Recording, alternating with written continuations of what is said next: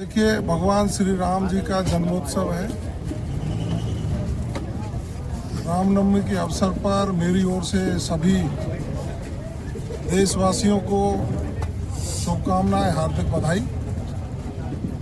पूरे देश में ही नहीं, विश्व भर में जो भगवान श्री राम जी के अनुयायी हैं वो उनके जन्मोत्सव को बड़े धूमधाम से मना रहे हैं। भरतपुर संभाग पर आज पहली बार ही नहीं, पिछले कई वर्षों से भगवान श्री राम जी के अनुयायियों के द्वारा, सभी वर्गों के द्वारा एक भव्य शोभा यात्रा का आयोजन किया जाता है।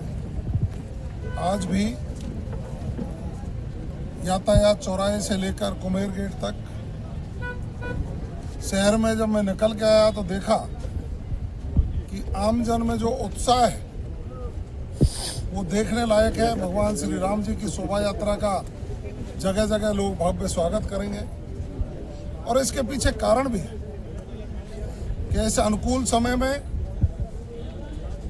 विरासत का संरक्षण और भारतीय संस्कृति के संरक्षण के लिए देश की और प्रदेश की चुनी हुई सरकारें भी और आम जन में एक भाव है, क्योंकि जो लोग पाश्चात्य संस्कृति से प्रभावित थे, देश दुनिया के लोग अयोध्या में बने भगवान श्री राम के भव्य मंदिर को देखने के लिए आ रहे हैं। जब भगवान श्री राम जी की मूर्ति की प्राण प्रतिष्ठा हुई तो कई देशों के लोगों ने शिरकत की, नतमस्तक हुए और भगवान श्री राम जी का जो मर्यादा पुरुषोत्तम राम के नाम से जाने जाते हैं, उन मर्यादाओं को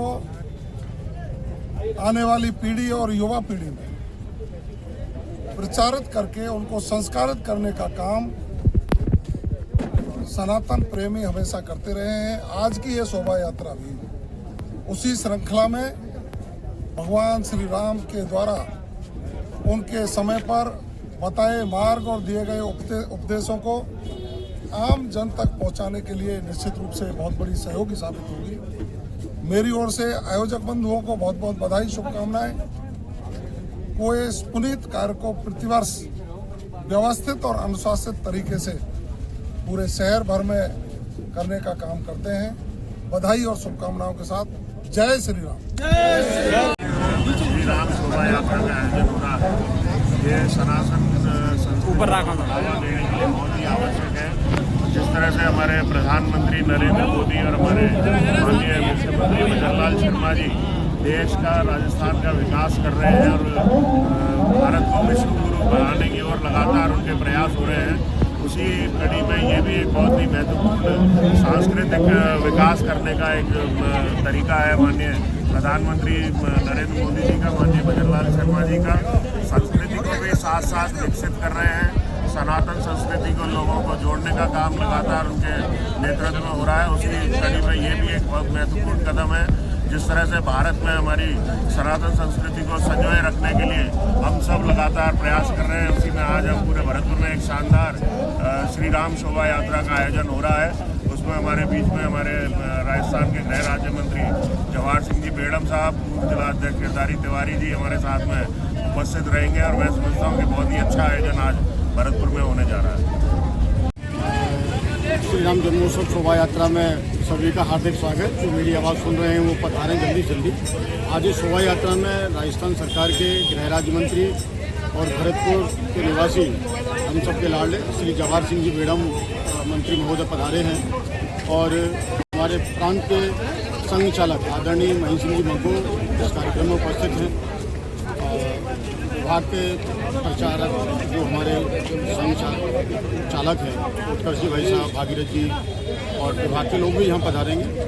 हमारी तरफ से सभी को, हमारे जो नेता हैं, हमारे जो यहाँ के उद्योगपति हैं, उन सबको आमंत्रण दिया गया है कि राम की आरती है, राम का काज है, उसमें सब लोग उपस्थित हों।